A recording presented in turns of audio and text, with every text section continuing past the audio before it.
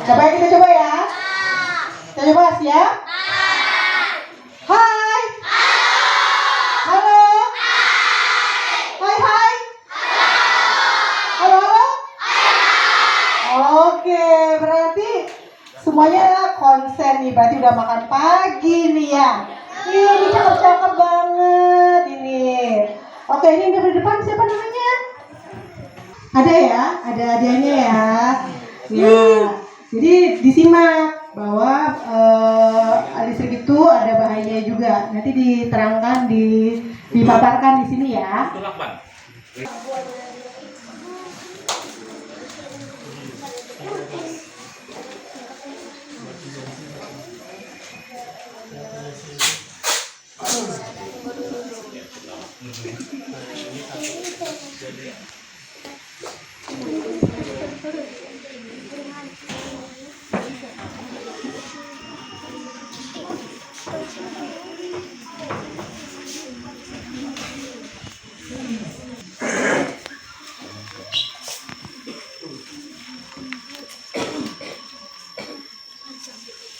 Baiklah, kita mulai hari ini kita beracara. Yang kami hormati Manajer UP2D Lampung, Bapak Dwi Arya Yuda.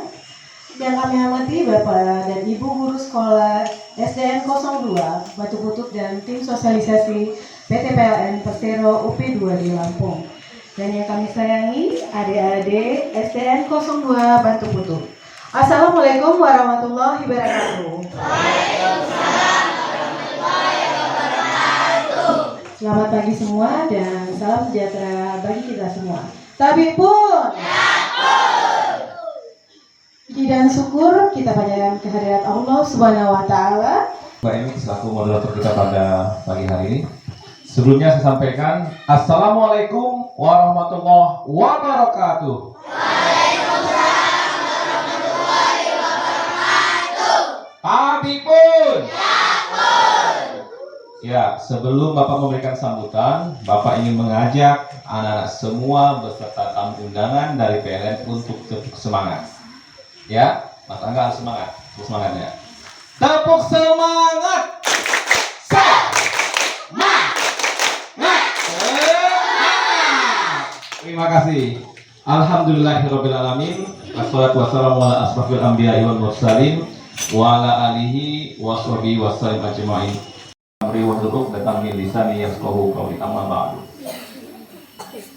Yang saya hormati Bapak Ida selaku manajer dari PT PLN UP2D Lampung beserta Bapak Ibu tim sosialisasi peduli bahaya listrik yang dalam hal ini Pak Yuda dan rombongan telah berkenan mendatangi atau mengunjungi sekolah kami yang tercinta. Kemudian yang saya hormati juga Bapak Ibu, Dewan Guru, rekan-rekan di SD Negeri 2 Batu Putut yang berkenan hadir di sekolah serta mengikuti nanti acara sosialisasi pada hari ini. Tentu puji dan syukur marilah kita bersama-sama panjatkan kepada Allah Subhanahu wa taala, Tuhan yang Maha Esa. Pada hari ini setelah beberapa waktu sebelumnya saya berkomunikasi dengan Mas Angga untuk apakah ada program dari PLN Gus to School mengadakan sosialisasi ke sekolah-sekolah, dan alhamdulillah setelah sekian purnama terwujud pada hari ini PLN bisa mengunjungi sekolah kami yang notabene meskipun melewati jalan berbukit, alhamdulillah sampai dengan keadaan sehat dan selamat. Alhamdulillahirabbil alamin. Salawat teriring salam, marilah kita sanjung agungkan kepada suri tauladan kita, yakni baginda Nabi Muhammad sallallahu alaihi wasallam. Allahumma sholli ala sayyidina Muhammad wa ala ali sayyidina Muhammad. Insyaallah dengan senantiasa kita bersolawat, mudah-mudahan kita semua yang ada di ruangan ini, khususnya keluarga besar SD Negeri 2 Batu Putut dan keluarga besar PT PLN UP2D Lampung, akan mendapatkan syafaat dari beliau di yaumil akhir kelak. Amin ya robbal alamin.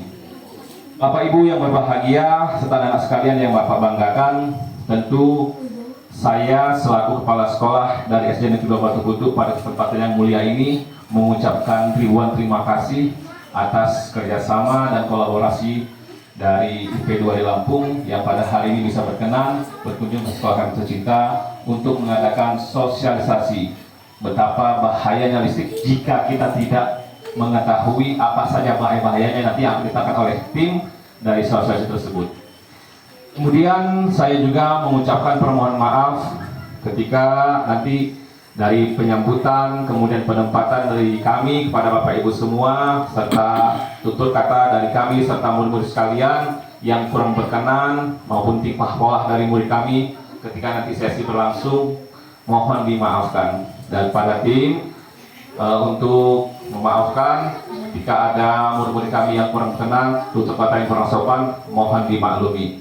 Yang terakhir adalah harapan dari saya apa yang telah diberikan oleh tim UP2D Lampung kepada kami khususnya murid-murid akan bermanfaat ke depannya, tentu untuk setidaknya menjaga ataupun mawas diri betapa bahayanya listrik ketika kita tidak mampu mengoperasionalkannya. Dan tentu mudah-mudahan kerjasama ini akan berlanjut kepada program-program yang akan datang.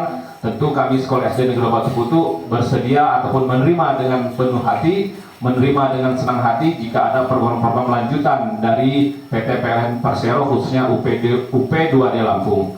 Nah, demikian yang dapat saya sampaikan. Terima kasih atas segala perhatian. Saya akhiri, billahi taufiq wal hidayah. Wassalamualaikum warahmatullahi wabarakatuh. Terima kasih kepada Pak Heri. Selanjutnya itu acara sambutan. Mbak. Assalamualaikum warahmatullahi wabarakatuh. Waalaikumsalam. Selamat pagi, menjelang siang. Yang saya hormati Pak Heri, Bapak Ibu ya, Dewan Guru, teman-teman dari UP2D Lampung, ini kakak-kakak ada dipanggilnya ya. Oke. Tapi pun. Pertama kali saya ngomong ini. Jadi perkenalkan, nama saya panggil aja Yuda. Saya di UP2D Lampung. Di sini mohon izin Pak Heri. Kenapa saya bilang pertama kali? Karena saya baru di sini. Mohon izin memperkenalkan tentang peduli bahaya listrik. Ada adik-adik kelas berapa ini? Kelas 4 sama kelas 5 ya. Di SD Negeri 02 Batu Putu. Oke, lanjut ya. Oke. Baik. PLN itu ada 3 stream utama ya, 3 proses bisnis utama, mulai dari sisi pembangkitan, lalu ada sisi transmisi dan ada distribusi. Kalau misalnya nih adik-adik, kalau PLN kan tahunya hanya jaringan ya, yang di pinggir jalan ya. Nah itu di sisi distribusi. Ada sisi pembangkitan dan sisi transmisinya. Sisi pembangkit dan transmisi itu seperti apa? Nah mulai dari sini nih, mulai dari pembangkit yang ada di biasanya sih di pelosok ya. Lalu ada trafo gardu induk mentransformasikan dari sisi pembangkit 20 kV ke 150. Nah, nanti dari sisi transmisi nih, di sini nih transmisi itu dia menyalurkan 150 kV. Kalau di listrik di rumah itu masih 220 volt. Ini 150 kilovolt. Dari sini ada yang pelanggan industri 150. Lalu dari transmisi itu diturunkan ke 20 kV, 20.000 volt. Dari sini turun lagi, ada pelanggan bisnis ya, turun sampai ke rumah sarana umum sama sosial. Nah ini yang adik-adik gunakan, tegangan 220 volt. Kecil ya, kelihatannya kecil tapi sangat berbahaya nanti sampai ke sana ya. Oke, ini dari perjalanan listrik dari pembangkit sampai ke rumahnya adik-adik semua. Apa yang menjadi tanggung jawab PLN, mana yang menjadi tanggung jawab pelanggan, dalam hal ini pengguna listrik.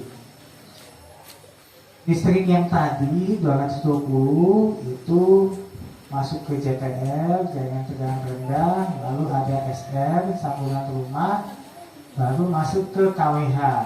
Ada yang perhatikan nggak di rumahnya KWH-nya seperti apa? Meteran. Oh, sebutannya meteran. Meteran. Ada yang perhatikan nggak? Ada meteran yang pakai tombol, ada yang enggak. Nah, kalau yang pakai tombol itu dia prabayar, pakai token.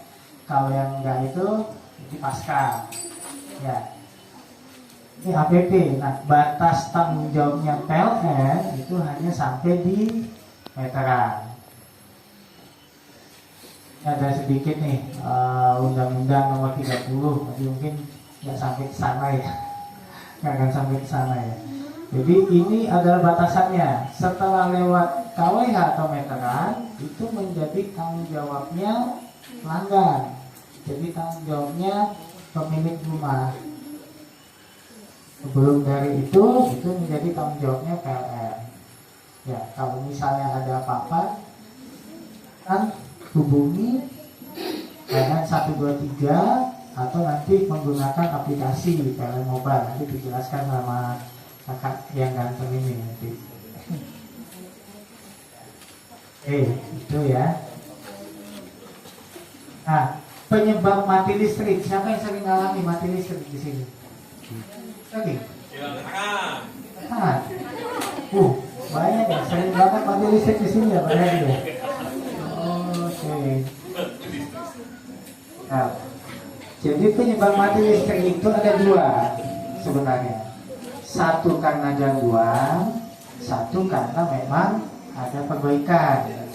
Nah, kalau karena gangguan itu mulai ya karena tadi ya, mulai ada masalah di pembangkit, mulai ada masalah di transmisi, atau mungkin karena masalah di gardu induk, terus di jaringan DTM-nya ya, atau jaringan yang di pinggir jalan itu sampai ke sisi pelanggan. Nah, penyebabnya itu mulai dari gangguan petir atau karena pohon, ya.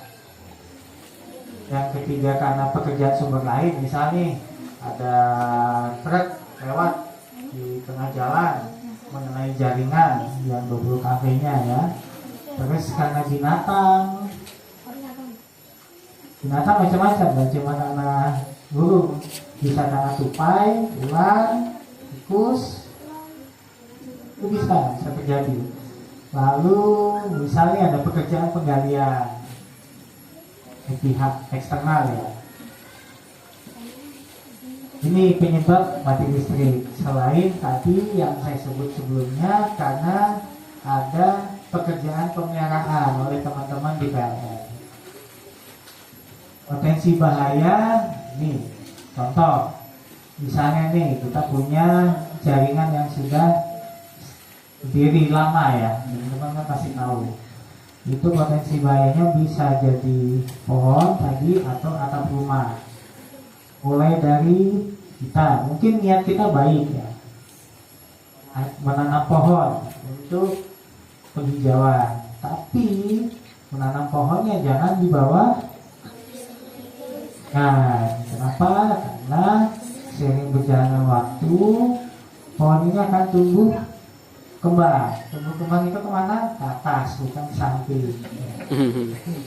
Tumbuh kembang ke atas. Nah, seiring bertambah waktu, dia akan mengenai jaringan.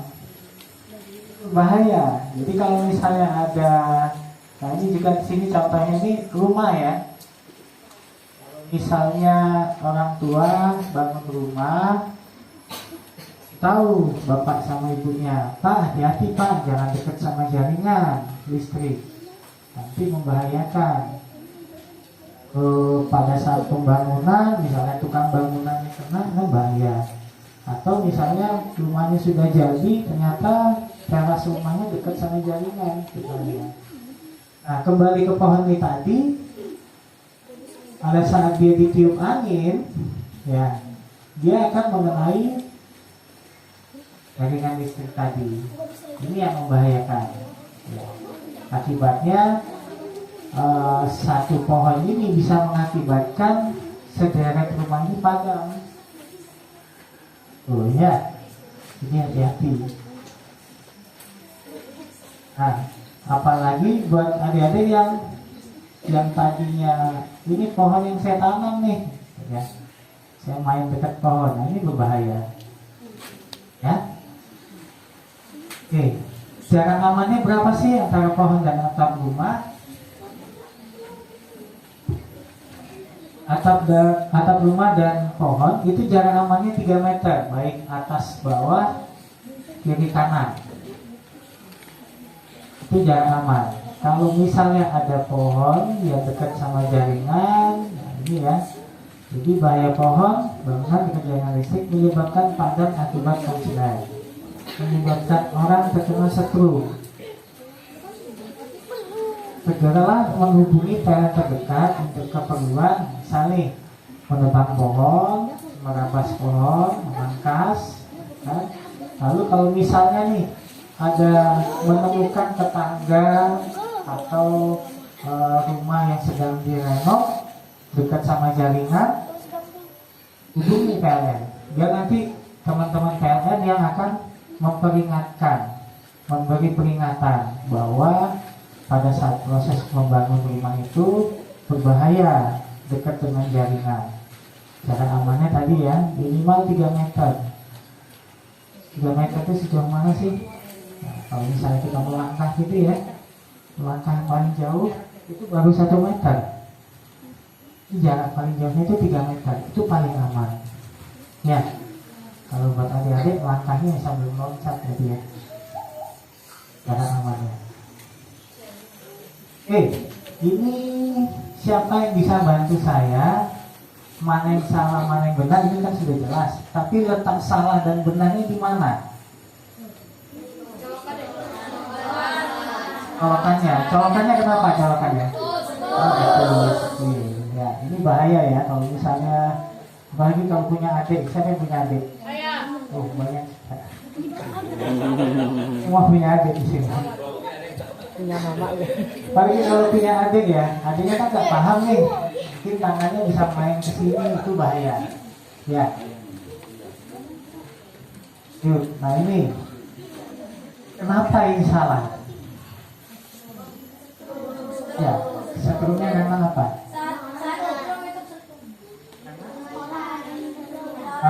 Betul. Nangkap ikannya pakai nyetrum, pakai setruman ya. Kalau nangkap ikan itu ya pakai panci atau jala, pakai setrum. Nah ini membahayakan buat orang di sekitarnya, membahayakan buat dirinya juga. Ya. Kalau ini siapa yang saya tunjukkan salahnya? Kenapa? Ya, dia bakar sampah tapi di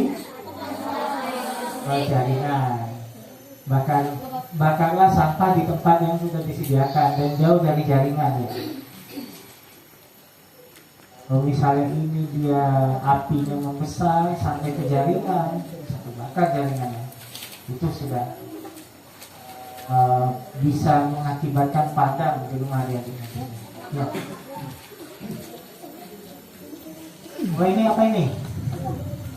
Kenapa salah?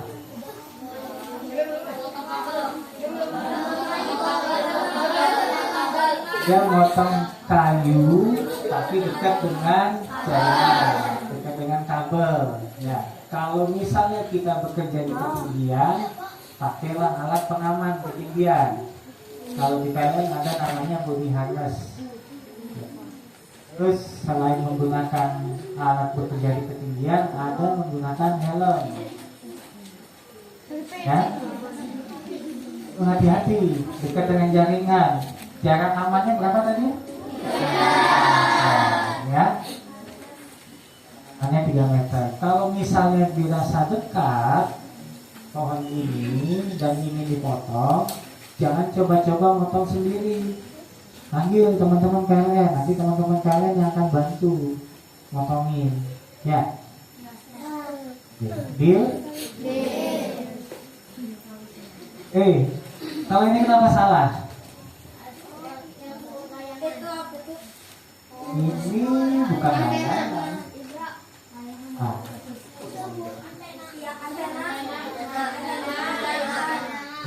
Kalau dilihat dari gambar ini, sepertinya dia nyantol ya, nyantol jaringan ya.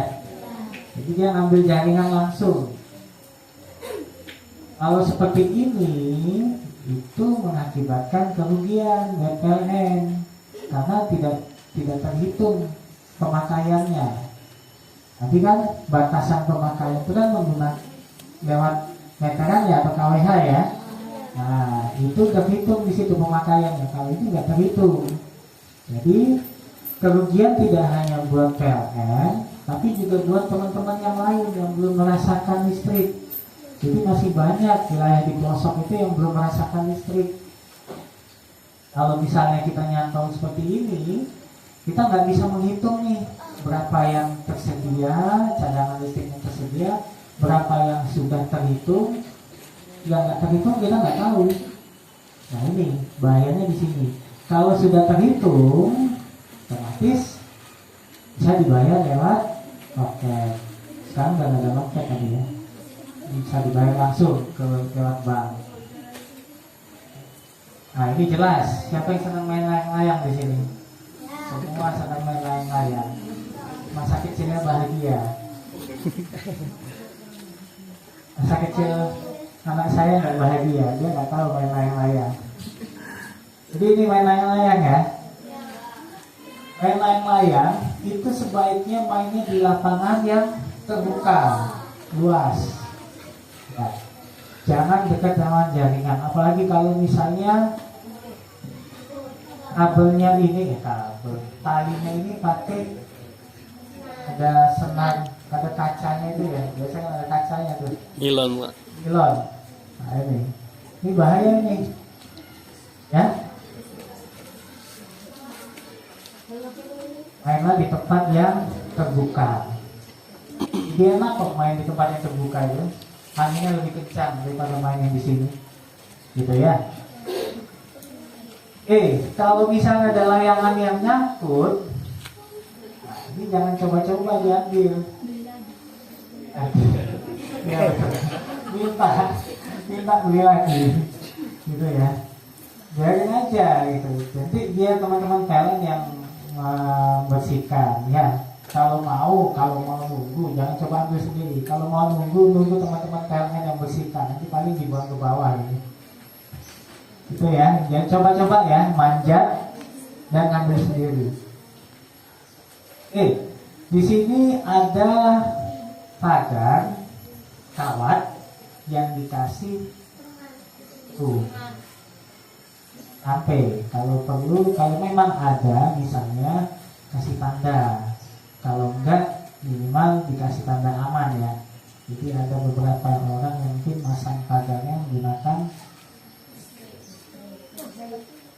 Nah ini, kenapa ini salah? Tanyakan ya? Iya, gunakanlah yang secukupnya saja. Jangan habis dipasang nih kabel apa nih? Kabel uang ya? Kalau saya nyebutnya kabel uang. Terus dipasang lagi tambahan di sini. Ini bisa mengakibatkan kebakaran kalau jangan melebihi, ya bahaya di sini. Kalau ini kenapa dia salah? Depannya ditinggal. Ini kan dia sebelum tinggalkan, dia setrikanya diberdirikan dulu, lalu colokannya dicabut. Emang adik-adik nggak bisa nyetrika? Oh sudah, pinter. Ya, jadi buat adik-adik yang udah bisa nyetrika, hati-hati ya. Kalau misalnya mau meninggalkan setrikanya, ini berdirikan dulu, baru di stekernya dilepas ya. Kalau ini, apa ini salah? Jadi kan yang punya adik ya, yang punya adik kecil ya, kalau misalnya bermain, selain colokannya di bawah, usahakan jangan sampai ada kabel yang masih tertancap, lepas dulu semua gitu ya. Terus ini di off kan ya, artinya dijaga, jangan dibiarin main sendiri ya. Yuk, nah ini apa ini, kenapa ini salah? Dia mencoba bekerja, dia kerja tapi colokannya masih tertancap ya. Terus sehingga di sini peralatannya masih itu. Nah, kalau misalnya mau bekerja, lepas dulu, pastikan aman, lalu nanti diizinkan buat bekerja. Kalau ini apa yang bisa ngasih tahu? Ini apa sih ini? Kalau meteran itu udah dijeblek ya, itu kita Tinggal benar tahu ya. lampu Ini ya, fuse ada di rumah. meterannya Jadi setelah dari KWH pemutaran tadi, megang-megang saya masuk ke fuse dulu. Penting meter di Fuse di luar. rumah. Kalau misalnya Kalau Bapak ada meter salah di satu luar itu perabotan matiin yang sama korslet di rumah, MCB yang di dalam fuse-nya akan dimatiin. putus ada juga duluan. kan itu. Ya, Nah kalau di sini Kalau- kenapa salah? Dia pasang kawat kecil di sini. Kawat kecil. Nah ini udah nggak standar, ini bahaya. Kalau misalnya dia pasang kawat kecil, dipasang di fuse-nya, oke, memang rumah bisa nyala. Tapi sudah tidak standar. Kalau misalnya masih ada perabotan tadi, misalnya TV atau lampu yang masih konslet, ini dia nggak akan putus. Fungsinya sebagai pengaman. Kalau ada yang konslet dia akan putus. Karena dia nggak standar, dia nggak putus. Kalau dia nggak putus, efeknya peralatan yang tadi konslet itu bisa terbakar. Kalau terbakar, rumahnya yang terbakar. Jadi hati-hati. Jadi kalau misalnya dia nemuin masnya atau abangnya atau orang tuanya fuse-nya pasangin kawat sendiri, ini beli baru aja deh. Ya, oke ya. Nah ini, kenapa ini salah? Kenapa ini benar?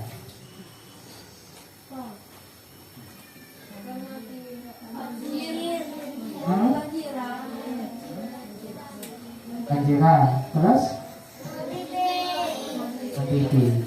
Dia sudah tahu posisi banjirnya sampai masuk dalam rumah, tapi dia tidak mematikan listrik. Jadi kalau misalnya ada hujan deras, ya, terus misalnya nih di luar rumah sudah kelihatan banjir, ya, banjirnya tuh udah mulai masuk ke dalam rumah misalnya, usahakan listriknya dimatikan semua ya, jangan dibiarkan nyala ya, karena berbahaya. Takutnya nanti saat air ini meluap sampai ke tadi steker tadi ya, kecolokan tadi, itu jadi konslet, nyetrum, bahaya nantinya ya.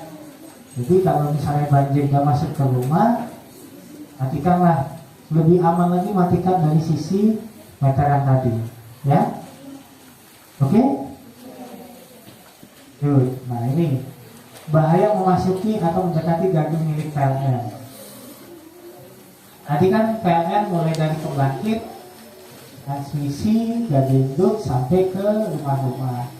Nah kalau di trafo ini ada yang dari 20 kV turun ke 220 atau 380 volt. Nah ini ada namanya gardu tiang. Ini ada tanda ya, ada panel. Hati-hati jangan main dekat-dekat panel. Memang aman, tapi usahakan jangan bermain di dekat panel. Kita kan nggak tahu panelnya masih aman atau enggak. Lalu ada gardu induk. Gardu induk ini tadi yang dari 150 turun ke 20 kV. Lalu ada gardu cantol ya, ini sama panelnya ya. Lalu ada gardu beton. Apalagi yang suka main kata umpet, sembunyinya malah di dalam sini malah. Jangan ya.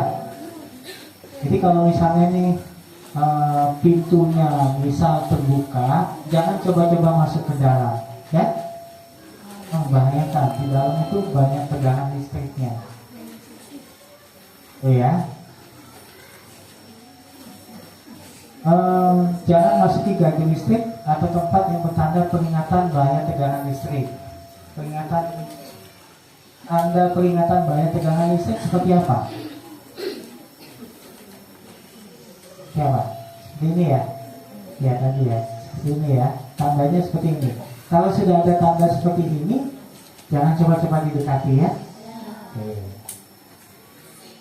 Ini sedikit ada video. Karena Mbak, di Mbak.